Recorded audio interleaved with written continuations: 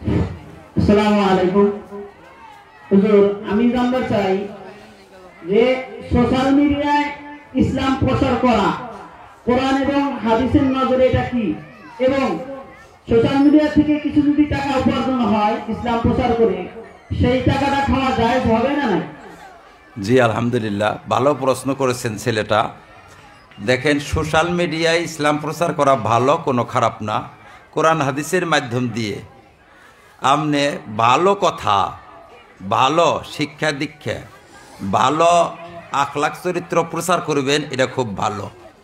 আর ভালো কামের বিনিময় যেটা, সেটাও ভালো। ভালো কামের বিনিময়ে ভালো। আমি যদি একজন হিন্দু মানুষের বাড়িতে কামলা দেই, আমি যদি উচিত কাজ করি, আর এই উচিত কাজের বিনিময়ে যদি আমাকে টাকা দেয়, সেই টাকাটা আমার জন্য হালাল। যদি সে টাকাটা সে শুয়োর বিক্রি করেও দেয়, শুয়োর বিক্রি আছে না কি বিক্রি আছে ও জানে, ও যদি মদও বিক্রি করে থাকে আমি জানি না, কারণ মদ আমার জন্য বিক্রি করা হারাম, ওর জন্য তো আর হারাম না। ও মদ বিক্রি করে এই পয়সা কামাই করছে, কিন্তু আমি পয়সা নিলাম, ওইটা কি হাল বাইয়া নিলাম পয়সা, আর হাল আমি উচিত মতো পাইছি, আমার জন্য পয়সা হালাল। অনেক মানুষে ভাবে যে সোশ্যাল মিডিয়ায় যে পয়সাটা আসবে, ওরা বান পয়সাটা কি দিয়ে উপার্জন করে, ওরা কি দিয়ে উপার্জন করে ওইটা আমার দেখবার না। কথা বুঝছেন তো? ওইটা আমার দেখবার কথা না। আমি কি দিয়ে উপার্জন করি ওইটা আমার দেখবার কথা। আমার উপার্জনের মাধ্যমটা কি? আমার উপার্জনের মাধ্যম যদি ভালো, তাহলে আমার জন্য টাকা ভালো। ওদের উপার্জনের মাধ্যম খারাপ, ওটা ওরা জানে, আমার ওইটা দেখার মতো না।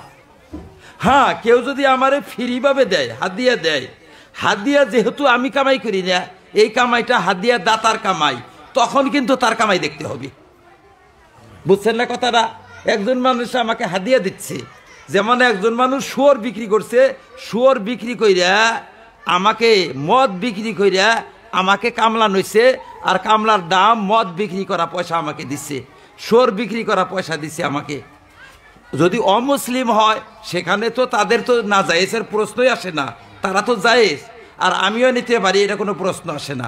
যদি মুসলমান হয়, মুসলমানও যদি হয়, ও যদি হারামও কামাই করে থাকি, কিন্তু ওর কামাইটা আমি দেখবো না, আমার কামাইটা আমি দেখবো। আমি কি করছি, আমি উচিত কাজ করছি কিনা। যদি আমি উচিত কাজ করছি আর কাজের বিনিময়ে আমি পাইছি, তাহলে টাকা আমার হালাল।